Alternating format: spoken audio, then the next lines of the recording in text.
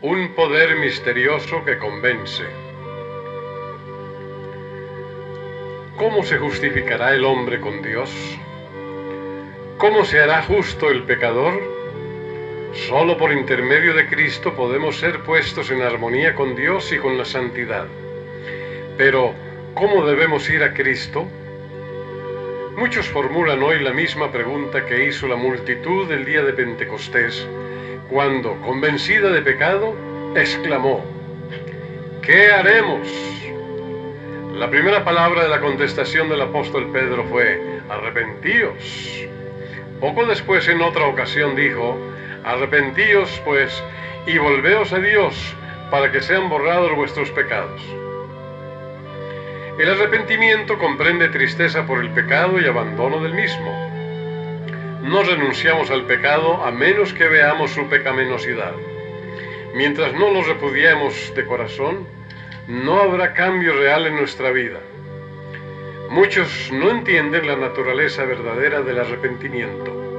Muchas personas se entristecen por haber pecado y aún se reforman exteriormente porque temen que su mala vida les acarree sufrimientos. Pero esto no es arrepentimiento en el sentido bíblico. Lamentan el dolor más bien que el pecado. Tal fue el pesar de Esaú cuando vio que había perdido su primogenitura para siempre. Balaam, aterrorizado por el ángel que estaba en su camino con la espada desenvainada, reconoció su culpa porque temía perder la vida, mas no experimentó un sincero arrepentimiento del pecado. No cambió de propósito ni aborreció el mal. Judas Iscariote, después de traicionar a su Señor, exclamó: he pecado entregando la sangre inocente. Esta confesión fue arrancada a su alma culpable por un tremendo sentimiento de condenación y una pavorosa expectación de juicio. Las consecuencias que habría de cosechar le llenaban de terror, pero no experimentó profundo quebrantamiento de corazón ni dolor en su alma por haber traicionado al Hijo Inmaculado de Dios y negado al Santo de Israel. Cuando el faraón de Egipto sufría bajo los juicios de Dios, reconocía su pecado a fin de escapar al castigo, pero volvía a desafiar al cielo tan pronto como cesaban las plagas. Todos los mencionados lamentaban los resultados del pecado, pero no experimentaban pesar por el pecado mismo. Pero cuando el corazón cede a la influencia del Espíritu de Dios, la conciencia se vivifica y el pecador discierne algo de la profundidad y santidad de la sagrada ley de Dios, fundamento de su gobierno en los cielos y en la tierra. La luz verdadera que alumbra a todo hombre que viene a este mundo ilumina las cámaras secretas del alma y quedan reveladas las cosas ocultas. La convicción se posesiona de la mente y del corazón. El pecador reconoce entonces la justicia de Jehová y siente terror de aparecer en su iniquidad e impureza delante del que escudriña los corazones. Ve el amor de Dios, la belleza de la santidad y el gozo de la pureza. Ansía ser purificado y restituido a la comunión del cielo. La oración de David después de su caída ilustra la naturaleza del verdadero dolor por el pecado. Su arrepentimiento fue sincero y profundo. No se esforzó él por atenuar su culpa y su oración no fue inspirada por el deseo de escapar al juicio que le amenazaba. David veía la enormidad de su transgresión y la contaminación de su alma. Aborrecía su pecado. No solo pidió perdón, sino también que su corazón fuese purificado. Anhelaba el gozo de la santidad y ser restituido a la armonía y comunión con Dios. Este era el lenguaje de su alma. Bienaventurado aquel cuya transgresión ha sido perdonada y cubierto su pecado. Bienaventurado el hombre a quien Jehová no atribuye la iniquidad y en cuyo espíritu no hay engaño. Apiádate de mí, oh Dios, conforme a tu misericordia. Conforme a la muchedumbre de tus piedades, borra mis transgresiones, porque yo reconozco mis transgresiones, y mi pecado está siempre delante de mí. Purifícame con hisopo, y seré limpio. Lávame y quedaré más blanco que la nieve. Crea en mí, oh Dios, un corazón limpio y renueva un espíritu recto dentro de mí. No me eches de tu presencia y no me quites tu Santo Espíritu. Restitúyeme el gozo de tu salvación y el espíritu de gracia me sustente. Oh Dios, el Dios de mi salvación, cante mi lengua tu justicia. Sentir un arrepentimiento como este es algo que supera nuestro propio poder. Se lo obtiene únicamente de Cristo, quien ascendió a lo alto y dio dones a los hombres. Precisamente en este punto es donde muchos yerran y por ello no reciben la ayuda que Cristo quiere darles. Piensan que no pueden ir a Cristo a menos que se arrepientan primero, y que el arrepentimiento los prepara para que sus pecados les sean perdonados. Es verdad que el arrepentimiento precede al perdón de los pecados, porque es únicamente el corazón quebrantado y contrito el que siente la necesidad de un Salvador. Pero para poder ir al Señor Jesús, ¿debe el pecador esperar hasta que se haya arrepentido? ¿Debe hacerse del arrepentimiento un obstáculo entre el pecador y el Salvador? La Sagrada Escritura no enseña que el pecador deba arrepentirse antes de poder aceptar la invitación de Cristo. Venid a mí todos los que estáis cansados y agobiados, y yo os daré descanso. La virtud proveniente de Cristo es la que nos induce a un arrepentimiento genuino. El apóstol Pedro presentó el asunto de una manera muy clara cuando dijo a los israelitas: a este Dios le ensalzó con su diestra para ser príncipe y salvador, a fin de dar arrepentimiento a Israel y remisión de pecados. Tan imposible es arrepentirse si el Espíritu de Cristo no despierta la conciencia, como lo es obtener el perdón sin Cristo. Él es la fuente de todo buen impulso. Es el único que puede implantar en el corazón enemistad contra el pecado. Todo deseo de verdad y pureza, toda convicción de nuestra propia pecaminosidad evidencian que su Espíritu está obrando en nuestro corazón. Jesús dijo: yo, si fuere levantado en alto de sobre la tierra, a todos los atraeré a mí mismo. Cristo debe ser revelado al pecador como el Salvador que murió por los pecados del mundo, y mientras contemplamos al Cordero de Dios sobre la cruz del Calvario, el misterio de la redención comienza a revelarse a nuestra mente y la bondad de Dios nos guía al arrepentimiento. Al morir por los pecadores, Cristo manifestó un amor incomprensible, y a medida que el pecador lo contempla, este amor enternece el corazón, impresiona la mente e inspira contrición al alma. Es verdad que a veces los hombres se avergüenzan de sus caminos pecaminosos y abandonan algunos de sus malos hábitos antes de darse cuenta de que son atraídos a Cristo. Pero siempre que, animados de un sincero deseo de hacer el bien, hacen un esfuerzo por reformarse, es el poder de Cristo el que los está atrayendo. Una influencia de la cual no se dan cuenta obra sobre su alma, su conciencia se vivifica y su conducta externa se enmienda. Y cuando Cristo los induce a mirar su cruz y a contemplar a aquel que fue traspasado por sus pecados, el mandamiento se graba en su conciencia. Les es revelada la maldad de su vida, el pecado profundamente arraigado en su alma. Comienzan a entender algo de la justicia de Cristo y exclaman: ¿qué es el pecado para que haya exigido tal sacrificio por la redención de su víctima?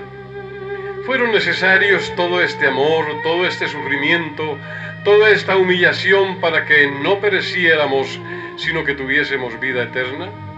El pecador puede resistir a este amor, puede rehusar ser atraído a Cristo, pero si no se resiste, será atraído a Jesús. El conocimiento del plan de la salvación le guiará al pie de la cruz, arrepentido de sus pecados, los cuales causaron los sufrimientos del amado Hijo de Dios. La misma inteligencia divina que obra en las cosas de la naturaleza, habla al corazón de los hombres y crea en él un deseo indecible de algo que no tienen. las cosas del mundo no pueden satisfacer su ansia. El Espíritu de Dios les suplica que busquen las únicas cosas que pueden dar paz y descanso, la gracia de Cristo y el gozo de la santidad. Por medio de influencias visibles e invisibles, nuestro Salvador está constantemente obrando para atraer el corazón de los hombres y llevarlos de los vanos placeres del pecado a las bendiciones infinitas que pueden obtener de él. A todas esas almas que procuran vanamente beber en las cisternas rotas de este mundo, se dirige el mensaje divino: el que tiene sed, venga, y el que quiera, tome del agua de la vida de balde. Vosotros, en cuyo corazón existe el anhelo de algo mejor que cuanto este mundo pueda dar, reconoced en este deseo la voz de Dios que habla a vuestra alma. Pedidle que os dé arrepentimiento, que os revele a Cristo en su amor infinito y en su pureza absoluta. En la vida del Salvador fueron perfectamente ejemplificados los principios de la ley de Dios, el amor a Dios y al hombre. La benevolencia y el amor desinteresado fueron la vida de su alma. Cuando contemplamos al Redentor y su luz nos inunda, es cuando vemos la pecaminosidad de nuestro corazón. Como Nicodemo, podemos lisonjearnos de que nuestra vida ha sido íntegra, de que nuestro carácter moral es correcto y pensar que no necesitamos humillar nuestro corazón delante de Dios como el pecador común. Pero cuando la luz de Cristo resplandezca en nuestra alma, veremos cuán impuros somos, discerniremos el egoísmo de nuestros motivos y la enemistad contra Dios que han manchado todos los actos de nuestra vida. Entonces, conoceremos que nuestra propia justicia es en verdad como trapos de inmundicia, y que solamente la sangre de Cristo puede limpiarnos de la contaminación del pecado y renovar nuestro corazón a la semejanza del Señor. Un rayo de la gloria de Dios, una vislumbre de la pureza de Cristo que penetre en el alma, hace dolorosamente visible toda mancha de pecado y descubre la deformidad y los defectos del carácter humano. Hace patentes los deseos profanos, la incredulidad del corazón y la impureza de los labios.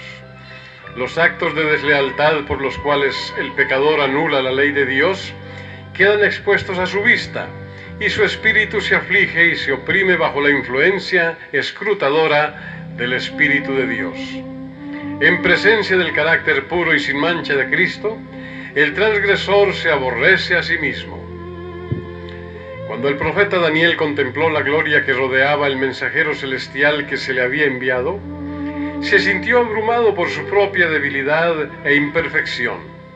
Describiendo el efecto de la maravillosa escena, relató: «No quedó en mí esfuerzo, y mi lozanía se me demudó en palidez de muerte, y no retuve fuerza alguna». El alma así conmovida odiará su egoísmo y amor propio, y mediante la justicia de Cristo buscará la pureza de corazón que armoniza con la ley de Dios y con el carácter de Cristo. El apóstol Pablo dice que en cuanto a justicia que haya en la ley, es decir, en lo referente a las obras externas, era irreprensible, pero cuando discernió el carácter espiritual de la ley, se reconoció pecador. Juzgado por la letra de la ley como los hombres la aplican a la vida externa, él se había abstenido de pecar. Pero cuando miró en la profundidad de los santos preceptos y se vio como Dios le veía, se humilló profundamente y confesó así su culpabilidad. Y yo, aparte de la ley, vivía en un tiempo, mas cuando vino el mandamiento, revivió el pecado y yo morí. Cuando vio la naturaleza espiritual de la ley, se le mostró el pecado en todo su horror y su estimación propia se desvaneció. No todos los pecados son de igual magnitud delante de Dios. Hay diferencia de pecados a su juicio como la hay a juicio de los hombres. Sin embargo, aunque este o aquel acto malo pueda parecer trivial a los ojos de los hombres, ningún pecado es pequeño a la vista de Dios. El juicio de los hombres es parcial e imperfecto, mas Dios ve todas las cosas como son realmente. Al borracho se le desprecia y se le dice que su pecado le excluirá del cielo, mientras que demasiado a menudo el orgullo, el egoísmo y la codicia no son reprendidos. Sin embargo, son pecados que ofenden en forma especial a Dios porque contrarían la benevolencia de su carácter, ese amor abnegado que es la misma atmósfera del universo que no ha caído. El que comete alguno de los pecados más groseros puede avergonzarse y sentir su pobreza y necesidad de la gracia de Cristo. Pero el orgulloso no siente necesidad alguna y así cierra su corazón a Cristo y se priva de las infinitas bendiciones que Él vino a derramar. El pobre publicano que oraba diciendo: Dios, ten misericordia de mí, pecador, se consideraba como un hombre muy malvado y así le veían los demás. Pero él sentía su necesidad y con su carga de pecado y vergüenza se presentó a Dios e imploró su misericordia. Su corazón estaba abierto para que el Espíritu de Dios hiciese en él su obra de gracia y le libertase del poder del pecado. La oración jactanciosa y presuntuosa del fariseo demostró que su corazón estaba cerrado a la influencia del Espíritu Santo.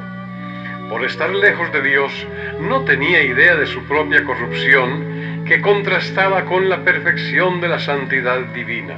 No sentía necesidad alguna y nada recibió. Si percibís vuestra condición pecaminosa, no aguardéis hasta haceros mejores a vosotros mismos. ¿Cuántos hay que piensan que no son bastante buenos para ir a Cristo? ¿Esperáis haceros mejores por vuestros propios esfuerzos? ¿Mudará el negro su pellejo y el leopardo sus manchas? Así también podréis vosotros hacer bien, estando habituados a hacer mal. Únicamente en Dios hay ayuda para nosotros. No debemos permanecer en espera de persuasiones más fuertes, de mejores oportunidades o de tener un carácter más santo. Nada podemos hacer por nosotros mismos. Debemos ir a Cristo tales como somos. Pero nadie se engaña a sí mismo pensando que Dios, en su grande amor y misericordia, salvará a uno de los que rechazan su gracia. La excesiva corrupción del pecado puede medirse tan solo a la luz de la cruz. Cuando los hombres insisten en que Dios es demasiado bueno para desechar al pecador, miren al Calvario.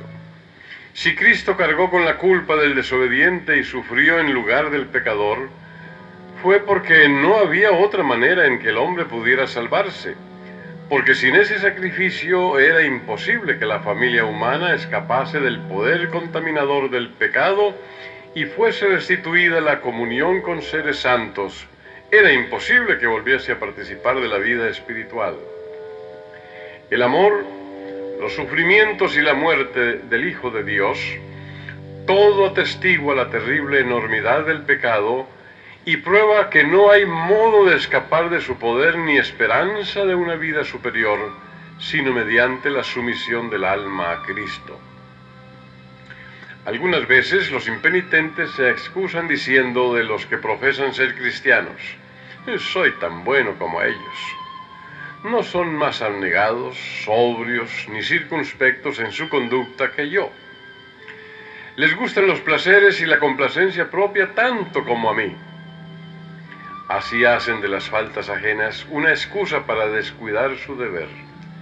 Pero los pecados y las faltas de otros no disculpan a nadie, porque el Señor no nos ha dado un modelo humano sujeto a errar. El Inmaculado Hijo de Dios es quien nos ha sido dado como ejemplo, y los que se quejan de la mala conducta de quienes profesan ser creyentes deberían presentar una vida mejor y ejemplos más nobles.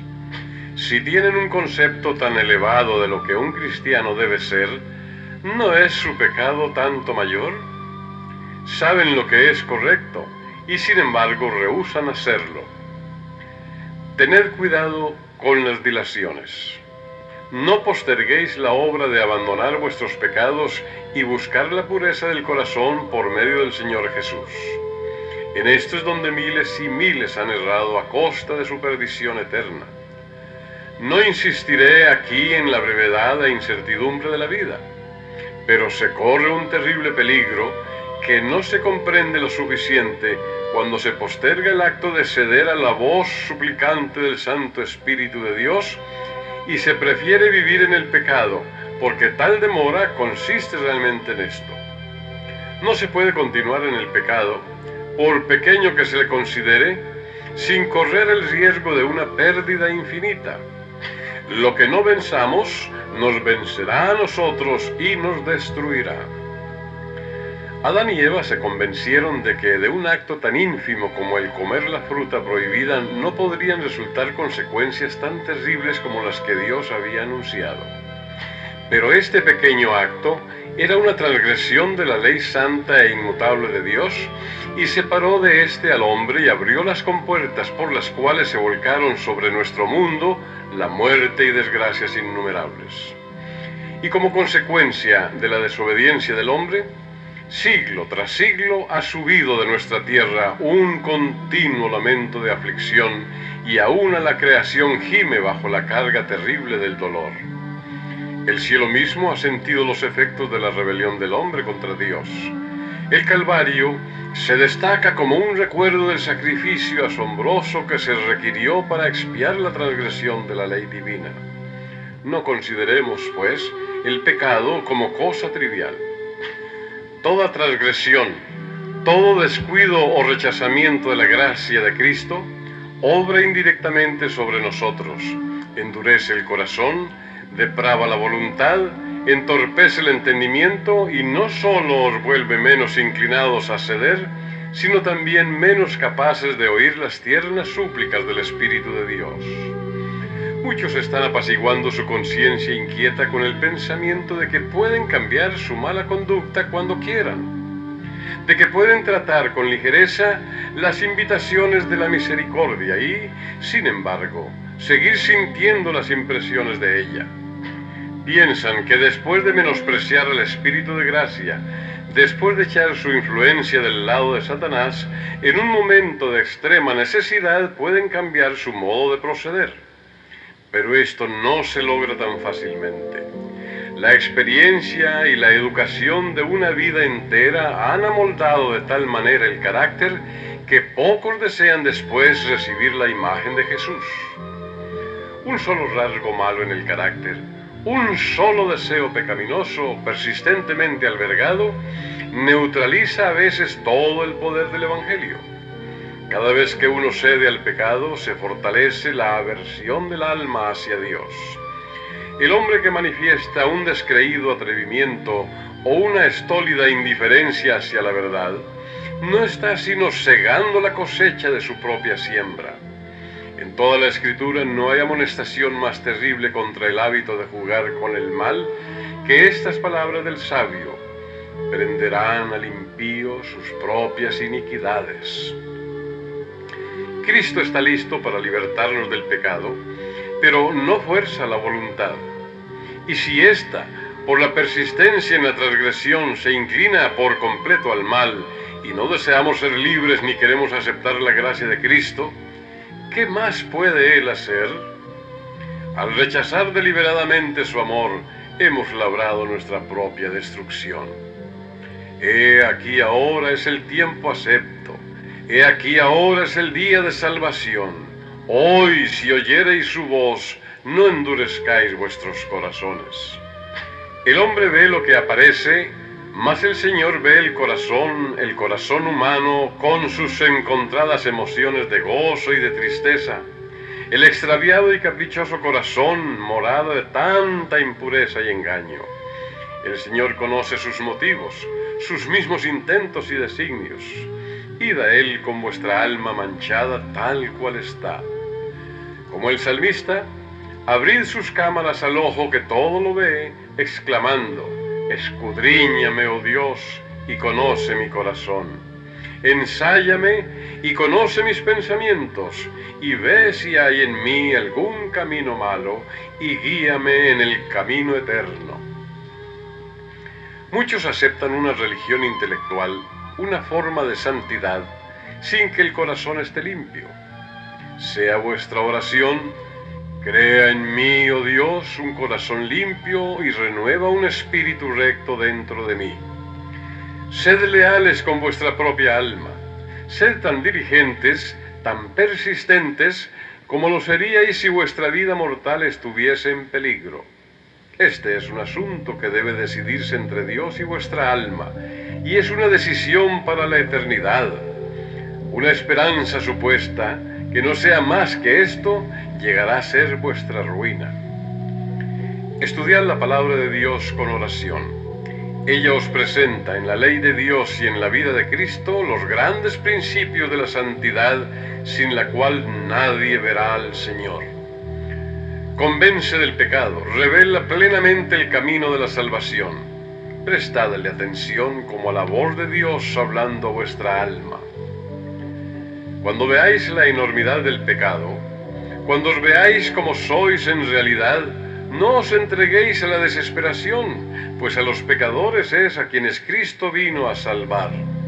No tenemos que reconciliar a Dios con nosotros, sino que, oh maravilloso amor, Dios estaba en Cristo reconciliando consigo mismo al mundo. Por su tierno amor está atrayendo así los corazones de sus hijos errantes.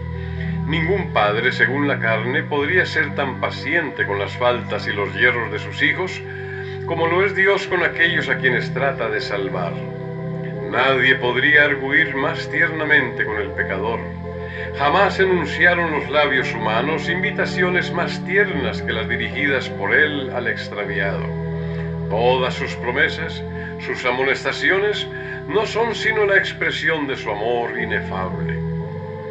Cuando Satanás acude a decirte que eres un gran pecador, alza los ojos a tu Redentor y habla de sus méritos.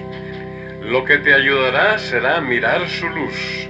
Reconoce tu pecado, pero di al enemigo que Cristo Jesús vino al mundo para salvar a los pecadores y que puede ser salvo por su incomparable amor. El Señor Jesús hizo una pregunta a Simón con respecto a dos deudores. El primero debía a su Señor una suma pequeña y el otro una muy grande. Pero él perdonó a ambos, y Cristo preguntó a Simón cuál deudor amaría más a su Señor. Simón contestó, aquel a quien más perdonó. Hemos sido grandes deudores, pero Cristo murió para que fuésemos perdonados. Los méritos de su sacrificio son suficientes para presentarlos al Padre en nuestro favor. Aquellos a quienes ha perdonado más le amarán más, y estarán más cerca de su trono para alabarle por su grande amor y su sacrificio infinito. Cuanto más plenamente comprendemos el amor de Dios, mejor nos percatamos de la pecaminosidad del pecado. Cuando vemos cuán larga es la cadena que se nos arrojó para rescatarnos, cuando entendemos algo del sacrificio infinito que Cristo hizo en nuestro favor, nuestro corazón se derrite de ternura y contrición.